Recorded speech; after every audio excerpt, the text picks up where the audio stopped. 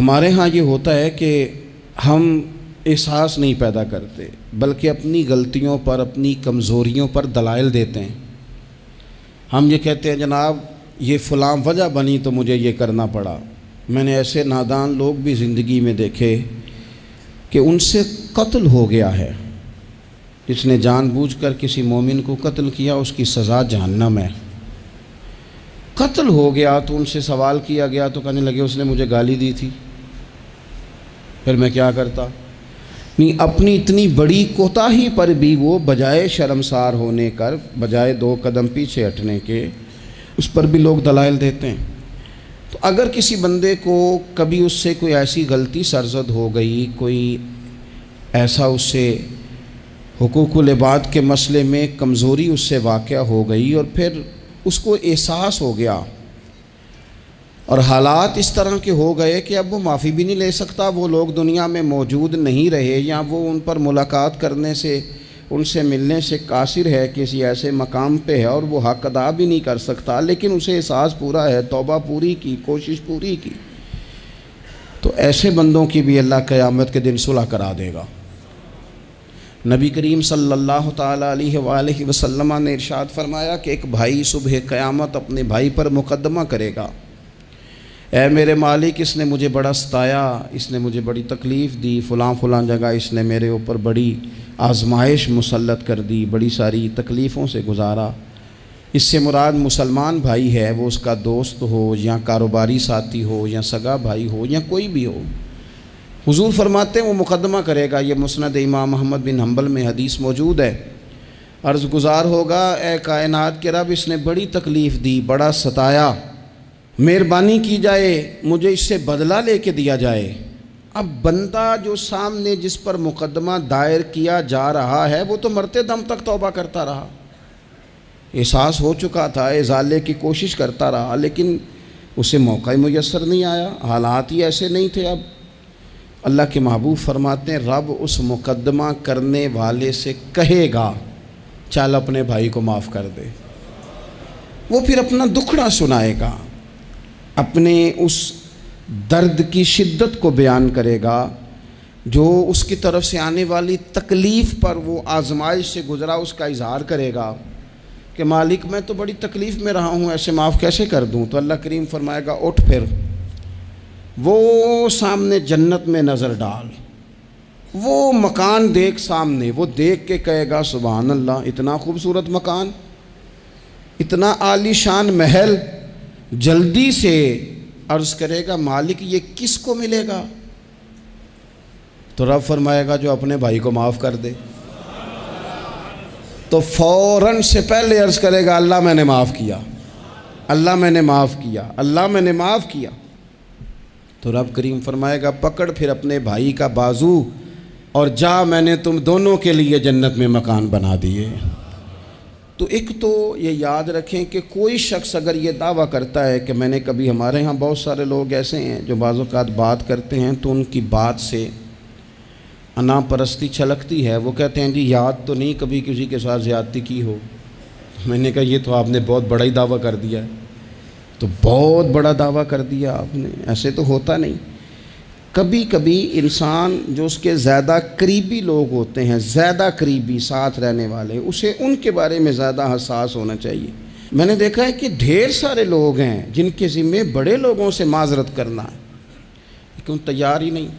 ہمارے ہاں لوگ حکومتیں کر کے چلے گئے اور ان کے دور حکومت میں بڑے بڑے سیاہ قسم کے حالات ہوئے، لوگوں کو بڑی تکلیف ہوئی، لیکن رخصت ہونے کے بعد جب ان سے وجوہات پوچھی گئیں تو کبھی کوئی شخص ماننے کو تیار نہیں ہوا، کبھی کسی شخص نے یہ نہیں کہا کہ مجھ سے غلطیاں ہوئی ہیں، مجھ سے کمزوریاں رہ گئی ہیں، بلکہ کچھ لوگ مستقل بنیادوں پر بٹھائے ہوتے ہیں جو سارا دن یہ گنواتے ہیں کہ ان کی تو غلطی ہے ہی کوئی نہیں، وہ تو بڑے کامیاب ترین لوگ ہیں۔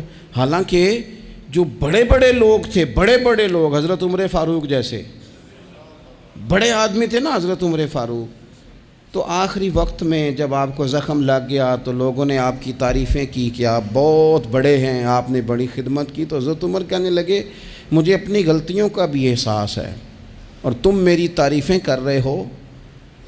یہ جملہ دیکھیں، فرمانے لگے مجھے زیادہ اجر کی ضرورت نہیں، بس دعا کرنا میری نیکیاں اور میری غلطیاں برابر برابر ہو جائیں اور رب مجھے معاف کر دے، بس چونکہ مجھے اپنی کمزوریوں کا بھی احساس ہے۔ یہاں یہ معاملہ ہوتا ہے کہ لوگ جب غلطیاں کر رہے ہوتے ہیں، ظلم کر رہے ہوتے ہیں، زیادتی کر رہے ہوتے ہیں، تب وہ سمجھتے ہیں کہ ہمیں تو کوئی دیکھنے والا نہیں۔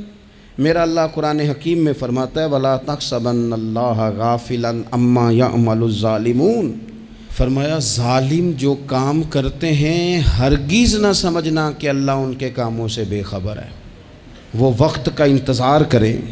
وَلَا تَحْسَبَنَّ اللَّهَ غَافِلًا، گمان نہ کرنا، ہرگز گمان نہ کرنا کہ اللہ غافل ہے۔ يَعْمَلُ الظَّالِمُونَ، ظالموں کے کاموں سے، جو زیادتیاں لوگ کرتے ہیں، جو ظلم و ستم لوگ کر رہے ہیں، جس نے اپنے بچے کو پیسوں کے زور پر کسی غریب کے بچے کا میرٹ پیچھے کر کے اپنے بچے کا داخلہ کرایا ہے اور مبارکیں بھی وصول کی ہیں، تو لوگوں کو تو نہیں پتا کہ اس نے پیسے دے کے داخل کرایا ہے، پر رب تو غافل نہیں نا اس کام سے، اللہ کو تو پتہ ہے۔ جس نے اپنے بچے کی نوکری بہت سارے لوگوں کا میرٹ پیچھے کر کے پیسے اور سفارش کے زور پر کرائی ہے، تو مالک کو تو پتہ ہے، لوگوں سے اس نے مٹھائیاں وصول کر لیں، تختیاں بھی لگوا لیں، شور بھی ہو گیا، لیکن اللہ تو جانتا ہے۔ وَلَا تَحْسَبَنَّ اللَّهَ غَافِلًا عَمَّا يَعْمَلُ الظَّالِمُونَ، لوگ غافل ہو سکتے ہیں، رب غافل نہیں ہے، گمان بھی نہ کرنا۔ جس بندے نے اپنا مقدمہ وکیلوں کی فیسوں کے زور پر جیت لیا ہے اور غریب کچہری سے نکلتے وقت کہہ رہا تھا کہ غریبوں کو انصاف نہیں ملا کرتا، تو چلو اخبار میں تو خبر تیری فتح کی آ گئی، پر رب تو غافل نہیں ہے نا۔ ایک عدالت قیامت کے میدان میں بھی تو لگے گی نا، وہاں بھی تو ڈھیر سارے انصاف ہونے ہیں نا۔ جس شخص نے کسی کی زمین پر قبضہ کر لیا اور سامنے والا مجبور تھا، تنگ دست تھا، کمزور تھا، وہ اتنی نہیں رکھتا تھا کہ وہ بندوقیں اور پسٹل اور گنڈے اور بھتہ خور بندے لے کے آئے اور اپنا قبضہ چھڑوا لے، تو نے لے لیا، ہو گئی بات، لوگوں کو تو نہیں پتا، پر رب تو غافل نہیں ہے نا۔ میرے رسول پاک صلی اللہ علیہ وسلم نے فرمایا جس نے کسی کی زمین پر ایک بالشت قبضہ کیا، قیامت کے دن اللہ تعالیٰ ساتوں زمینوں کا توق بنا کے اس کے گلے میں ڈال دے گا، اس کی گردن ٹوٹے گی، جھکے گی، وہ کہے گا مالک یہ تکلیف تو فرمایا دنیا میں تجھے شوق پڑا تھا نا زمینوں پر قبضے کا، تو رکھنا ساری ہی اپنے پاس، کرنا کنٹرول۔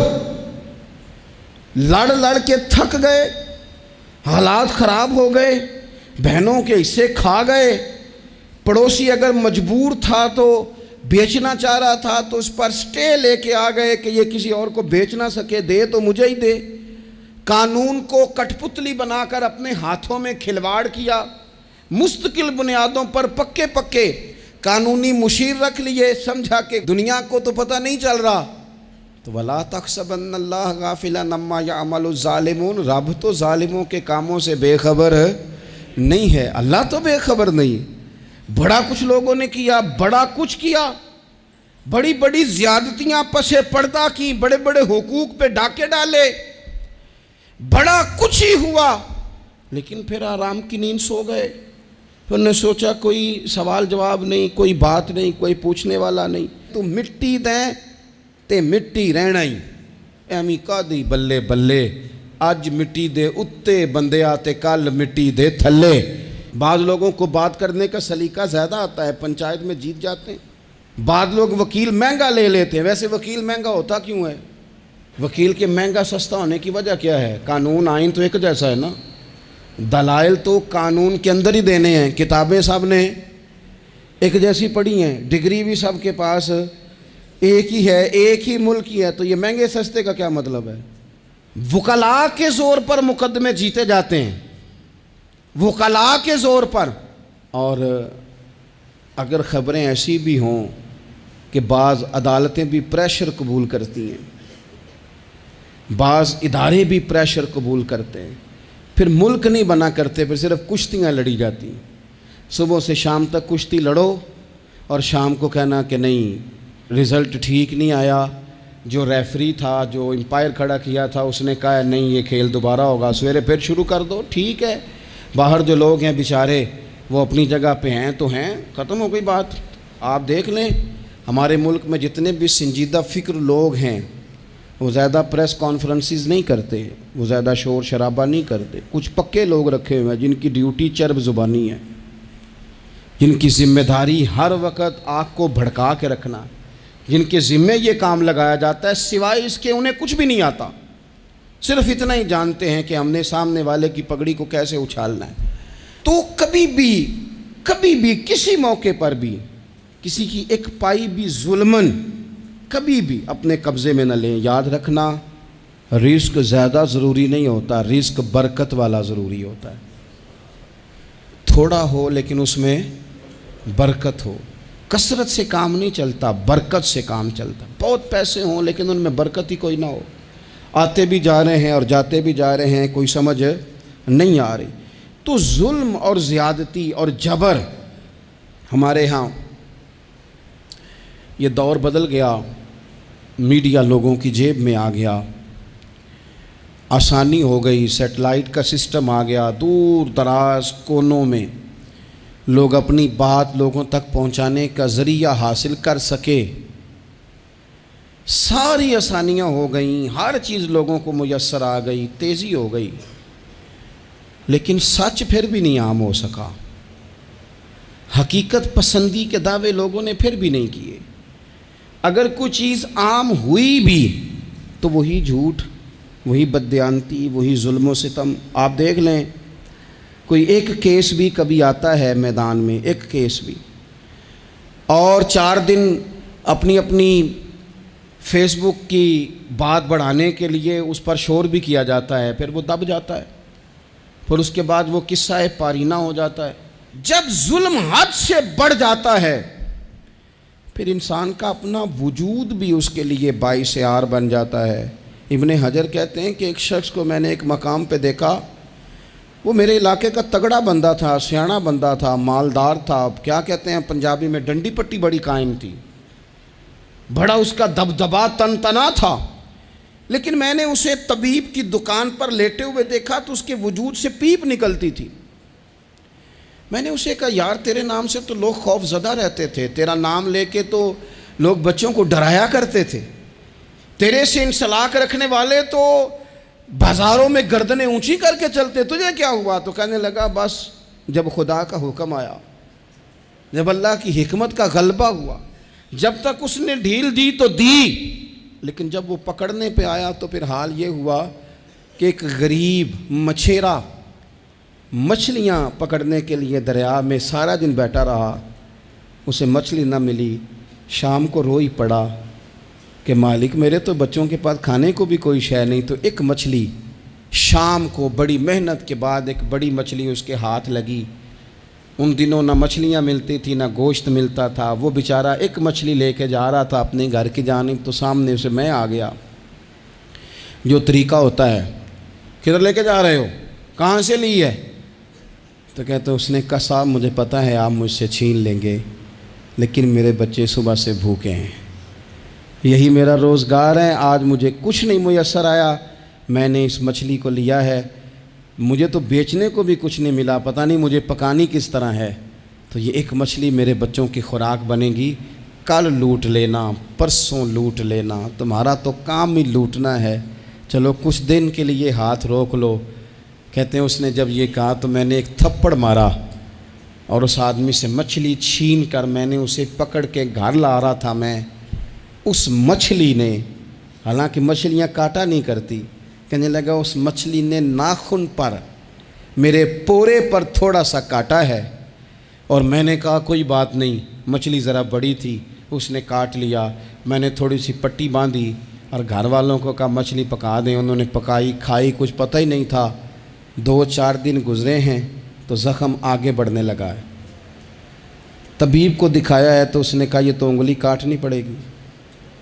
کہتا ہے وہ انگلی کٹوائی، 1 ہفتہ نہیں گزرا تھا کہ زخم آگے بڑھا، تو پھر وہ ہاتھ کی طرف بڑھا تو میں نے جا کے دکھایا تو اس نے کہا ہاتھ بھی کاٹنا پڑے گا، سارا بازو کٹوا چکا ہوں، رات کو نیند نہیں آتی، ایک لقمہ پیٹ میں نہیں گزرتا، میرے بچے، میرے بھتیجے، میرے بھائی، میرے عزیز گلی گلی اس غریب کو ڈھونڈتے پھرتے ہیں جس کا نام بھی ہم کوئی نہیں جانتے، تھک گئے تلاش کر کر کے، خدا جانے کہاں چھپ گیا اللہ کی اتنی بڑی زمین میں، وہ ملتا نہیں، میں سو نہیں پاتا۔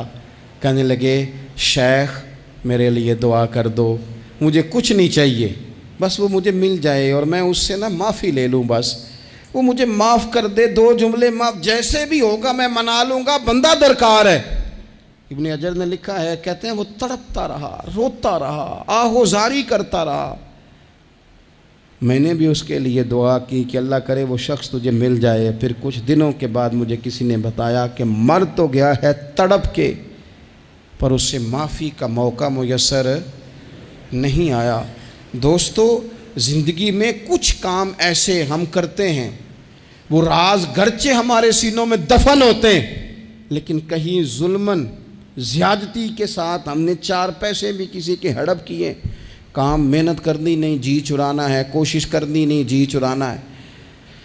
ملا رومی رحمۃ اللہ تعالیٰ علیہ نے لکھا ہے، جو آدمی ظلماً چیزیں کھانے کا عادی ہو جاتا ہے، اس کے منہ کو وہ بدبودار ذائقہ لگ جاتا ہے، وہ خدا سے معافی مانگے کہ یہ کیا میرے منہ کو گند لگ گیا ہے کہ ہمیشہ ناجائز کی ہی لذت آنے لگی، حرام کی لذت آنے لگی، اسے پھر وہ حلال کا ذائقہ ہی نصیب نہیں ہوتا۔